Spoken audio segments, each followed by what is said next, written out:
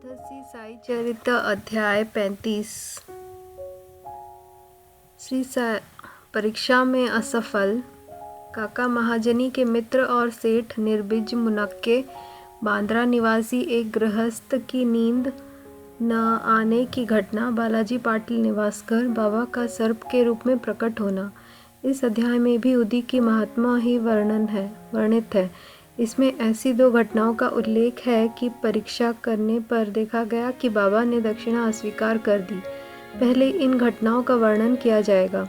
आध्यात्मिक विषयों में सांप्रदायिक प्रवृत्ति उन्नति के मार्ग में एक बड़ा रोड़ा है। निराकारवादियों से कहते सुना जाता है कि ईश्वर की सगुण उपासना केवल एक भ्रम ही है और संतगण भी अपने सदृश ही सामान्य पुरुष है। इस कारण उनकी चरण वंदना कर उन्हें दक्षिणा क्यों देनी चाहिए। अन्य पंथों के अनुयायियों का भी ऐसा ही मत है कि अपने सद्गुरु के अतिरिक्त अनन्य संतों के नमन तथा उनकी भक्ति न करनी चाहिए। इसी प्रकार की अनेक आलोचनाएं साईं बाबा के संबंध में पहले सुनने में आया करती थी तथा अभी आ रही है। किसी का कथन था कि जब हम शिरडी को गए तो बाबा ने हमसे दक्षिणा मांगी। क्या इस भांति दक्षिणा ऐंठना एक संत के लिए शोभनीय था? जब वे इस प्रकार आचरण करते हैं तो फिर उनका साधु धर्म कहाँ रहा? परंतु ऐसी भी कई घटनाएं अनुभव में आई हैं कि जिन लोगों ने शिरडी जाकर अविश्वास से बाबा के दर्शन किए, उन्होंने ही सर्वप्रथम बाबा को प्रणाम कर प्रार्थना भी की। ऐसी ही कुछ उदाहरण नीचे दिए जाते हैं। काका महाजनी के मित्र। काका महाजनी के मित्र निराकारवादी तथा मूर्ति पूजा के सर्वथा विरुद्ध थे। कौतूहलवश वे काका महाजनी के साथ दो शर्तों पर शिरडी चलने को सहमत हो गए कि बाबा को नमस्कार न करेंगे और न कोई दक्षिणा ही उन्हें देंगे। जब काका ने स्वीकारात्मक उत्तर दे दिया तब फिर शनिवार को रात्रि को उन दोनों ने बम्बई से प्रस्थान कर दिया और दूसरे ही दिन प्रातःकाल शिरडी पहुंच गए। जैसे ही उन्होंने मस्जिद में पैर रखा उसी समय बाबा ने उनके मित्र की ओर थोड़ी देर देखकर उनसे कहा कि अरे आइए श्रीमान, पधारिए, आपका स्वागत है। इन शब्दों का स्वर कुछ विचित्र सा था और उनकी ध्वनि प्राय उन मित्र के पिता के बिल्कुल अनुरूप ही थी। तब उन्हें अपने कैलाशवासी पिता की स्मृति हो आई और वे आनंद विभोर हो गए। क्या मोहिनी थी उस स्वर में! आश्चर्ययुक्त स्वर में उनके मित्र के मुख से निकल पड़ा कि निसंदेह यह स्वर मेरे पिताजी का ही है। तब वे शीघ्र ही ऊपर दौड़कर गए और अपने सारे प्रतिज्ञाएं भूलकर उन्होंने बाबा के श्री चरणों पर अपना मस्तक रख दिया। बाबा ने काका साहेब से तो दोपहर में तथा विदाई के समय 2 बार दक्षिणा मांगी, परंतु इनके मित्र से एक शब्द भी न कहा। उनके मित्र ने फुफसाते हुए कहा कि भाई देखो, बाबा ने तुमसे 2 बार दक्षिणा मांगी, परंतु मैं भी तो तुम्हारे साथ हूँ, फिर भी वे मेरी इस प्रकार की उपेक्षा क्यों करते हैं? काका ने उत्तर दिया कि उत्तम तो यह होगा कि तुम स्वयं ही बाबा से यह पूछ लो। बाबा ने पूछा कि यह क्या कानाफूसी हो रही है? तब उनके मित्र ने कहा कि क्या मैं भी आपको दक्षिणा दूं? बाबा ने कहा कि तुम्हारी अनिच्छा देकर मैं तुमसे दक्षिणा नहीं मांगी, परंतु यदि तुम्हारी इच्छा ऐसी ही है तो तुम दक्षिणा दे सकते हो। तब उन्होंने 17 रुपये भेंट किए, जितने काका ने दिए थे। तब बाबा ने उन्हें उपदेश दिया कि अपने मध्य जो तेली का दीवाल भेदभाव है उसे नष्ट कर दो, जिससे हम परस्पर देखकर अपने मिलन का पथ सुगम बना सके। बाबा ने उन्हें लौटने की अनुमति देते हुए कहा कि तुम्हारी यात्रा सफल रहेगी। यद्यपि आकाश में बादल छाए हुए थे और वायु वेग से चल रही थी, तो भी दोनों सकुशल बम्बई पहुंच गए। घर पहुंचकर जब उन्होंने द्वार तथा खिड़कियां खोली तो वहां 2 मृत चमगादड़ पड़े देखे। एक तीसरा उनके सामने ही फुर करके खिड़की में से उड़ गया। उन्हें विचार आया कि यदि मैंने खिड़की खुली छोड़ी होती तो इन जीवों के प्राण अवश्य बच गए होते, परंतु फिर उन्हें विचार आया कि यह उनके भाग्यानुसार ही हुआ है और बाबा ने तीसरे की प्राण रक्षा के लिए हेतु हमें शीघ्र वहां से वापस भेज दिया है। काका महाजनी के सेठ। बम्बई में ठक्कर धर्मसिंह जेठा भाई सॉलिसिटर कानूनी सलाहकार की एक फर्म थी। काका इस फर्म के व्यवस्थापक थे। सेठ और व्यवस्थापक के संबंध परस्पर अच्छे थे। श्रीमान ठक्कर को ज्ञात था कि काका बहुधा शिरडी जाया करते हैं और वहां कुछ दिन ठहर कर बाबा की अनुमति से ही वापस लौटते हैं। कौतूहलवश बाबा की परीक्षा करने के विचार से उन्होंने भी होलिकोत्सव के अवसर पर काका के साथ ही शिरडी जाने का निश्चय किया। काका का शिरडी से लौटना सदैव अनिश्चित सा ही रहता था, इसलिए अपने साथ एक मित्र को लेकर वे तीनों रवाना हो गए। मार्ग में काका ने बाबा को अर्पित करने के हेतु 2 सेर मुनक्का मोल ले लिए। ठीक समय पर शिरडी पहुंचकर वे उनके दर्शनार्थ मस्जिद में गए। बाबा साहेब तरखड़ भी तब वहीं पर थे। श्री ठक्कर ने उनसे आने का हेतु पूछा। तरखड़ ने उत्तर दिया कि मैं तो दर्शनों के लिए ही आया हूँ, मुझे चमत्कारों से क्या प्रयोजन नहीं, यहाँ तो भक्तों की हार्दिक इच्छाओं की पूर्ति होती है। काका ने बाबा को नमस्कार कर उन्हें मुनक्के अर्पित किए। तब बाबा ने उन्हें वितरित करने की आज्ञा दे दी। श्रीमान ठक्कर को भी कुछ मुनक्के मिले। एक तो उन्हें मुनक्का रुचिकर न लगता था, दूसरे इस प्रकार अस्वच्छ खाने की डॉक्टर ने मनाही कर दी थी, इसलिए वे कुछ निश्चय न कर सके और अनिच्छा होते हुए भी उन्हें ग्रहण करना पड़ा और फिर दिखावे मात्र के लिए ही उन्होंने मुंह में डाल लिया। अब समझ में न आता था कि उनके बीजों का क्या करें। मस्जिद की फर्श पर तो थूका नहीं जा सकता था, इसलिए उन्होंने वे बीज अपनी इच्छा के विरुद्ध अपने खीसे में डाल लिए और सोचने लगे कि जब बाबा संत ही है तो यह बात उन्हें कैसे अविदित रह सकती है कि मुझे मुनक्कों से घृणा है। फिर क्या वे मुझे इसके लिए लाचार कर सकते हैं। जैसे ही यह विचार उनके मन में आया, बाबा ने उन्हें कुछ और मुनक्के दिए। फिर उन्होंने खाया नहीं और अपने हाथ में ले लिया। तब बाबा ने उन्हें खा लेने को कहा। उन्होंने आज्ञा का पालन किया और चबाने पर देखा कि वे सब निर्बीज हैं। वे चमत्कार की इच्छा रखते थे, इसलिए उन्हें देखने को भी मिल गया। उन्होंने सोचा कि बाबा समस्त विचारों को तुरंत जान लेते हैं और मेरी इच्छा अनुसार ही उन्हें बीज रहित बना दिया है। क्या अद्भुत शक्ति है उनमें।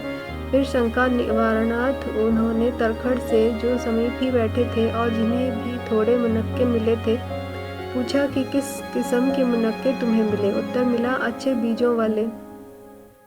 श्रीमान ठक्कर को तब और भी आश्चर्य हुआ। अब उन्होंने अपने अंकुरित विश्वास को दृढ़ करने के लिए मन में निश्चय किया कि यदि बाबा वास्तव में संत है तो अब सर्वप्रथम मुनक्के काका को ही दिए जाने चाहिए।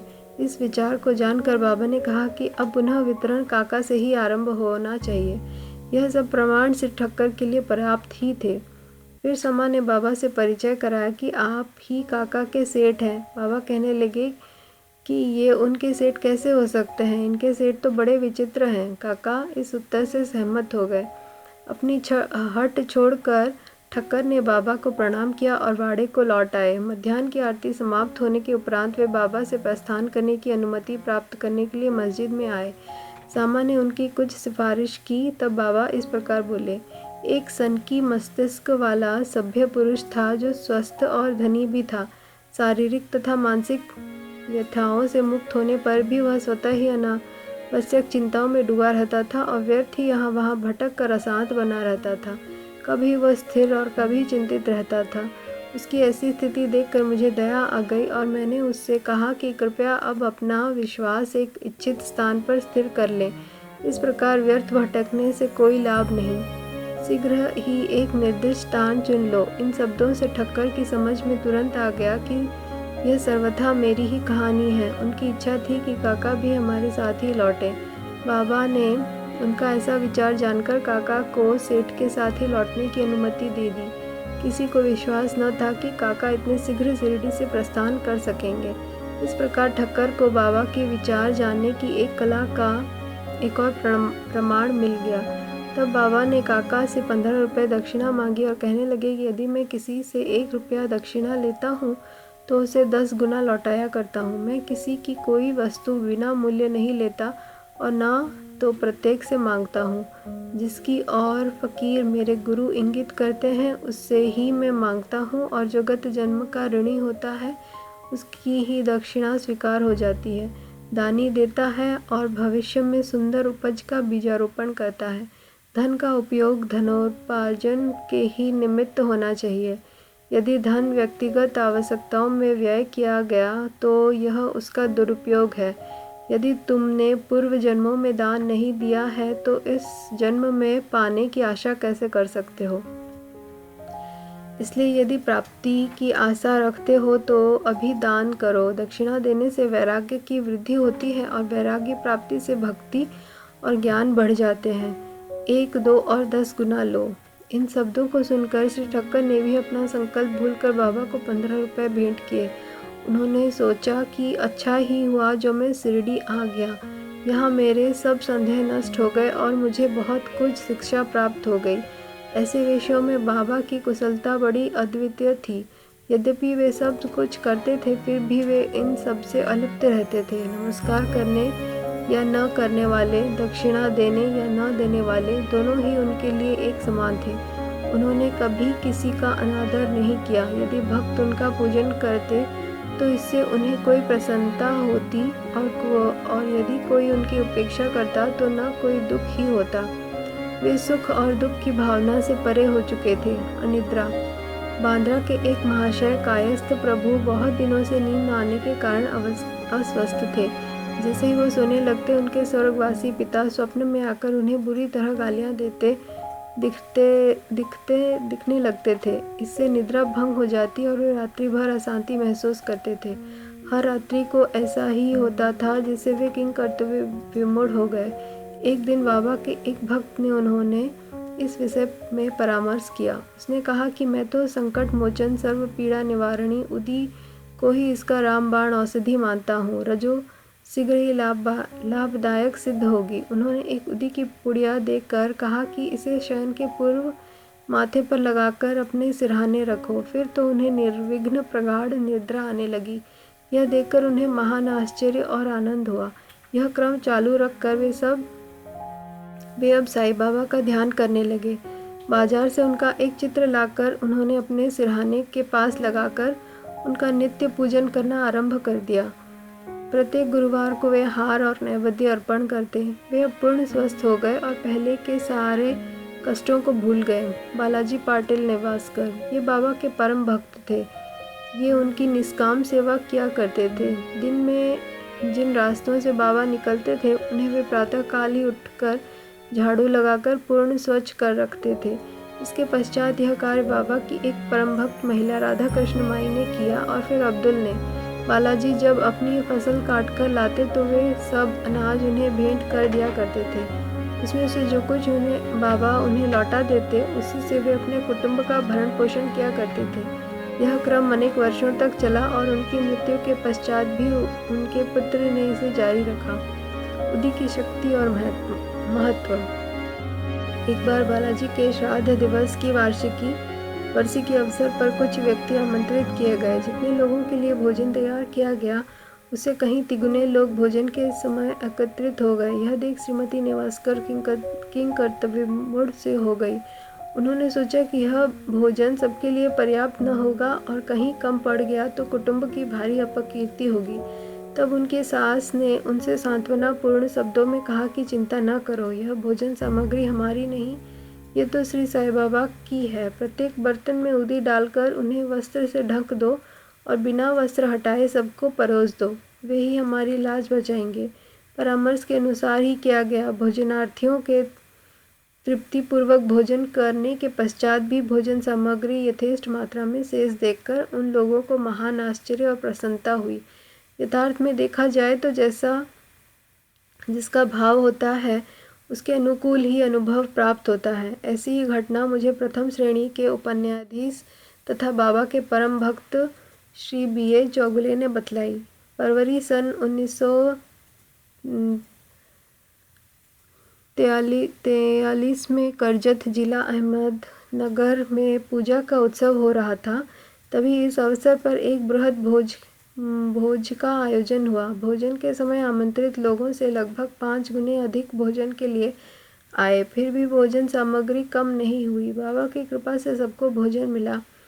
यह देख सबको आश्चर्य हुआ। साईं बाबा का सर्प के रूप में प्रकट होना। शिरडी के रघु पाटिल एक बार नेवासे के बालाजी पाटिल के पास गए, जहाँ संध्या को उन्हें ज्ञात हुआ कि एक सांप फुंकारता हुआ गौशाला में घुस गया है। सभी पशु भयभीत होकर भागने लगे। घर के लोग भी घबरा गए, परंतु बालाजी ने सोचा कि श्री साईं ही इस रूप में यहाँ प्रकट हुए हैं।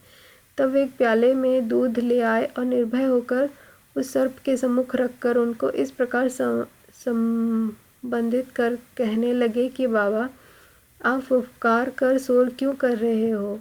क्या आप मुझे भयभीत करना चाहते हैं? यह दूध का प्याला लीजिए और शांतिपूर्वक पी लीजिए। ऐसा कहकर वे बिना किसी भय के उसके समीप ही बैठ गए। अन्य कुटुंबी जन तो बहुत घबरा गए और उनकी समझ में न आ रहा था कि अब वे क्या करें।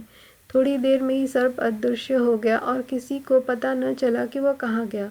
गौशाला में सर्वत्र देखने पर भी वहाँ उसकी कोई चिन्ह न दिखाई दिया। एक ऐसी घटना साई सुधा भाग 3 नंबर 7-8 जनवरी 43 पृष्ठ 26 में प्रकाशित है कि बाबा कोयम्बतूर, दक्षिण भारत में 7 जनवरी सन 43 गुरुवार की संध्या को 3:30 बजे सर्प के रूप में प्रकट हुए, जहां उस सर्प ने भजन सुनकर दूध और फूल स्वीकार किए तथा 1000 लोगों की भीड़ को दर्शन देकर अपनी फोटो भी उतारने दिया। फोटो उतारते समय बाबा का चित्र भी उनके समीप रखकर दोनों की ही फोटो उतारी गई। चित्र और अन्य विवरण के लिए पाठकों से प्रार्थना है कि वे उपयुक्त पत्रिका का अवश्य अवलोकन करें।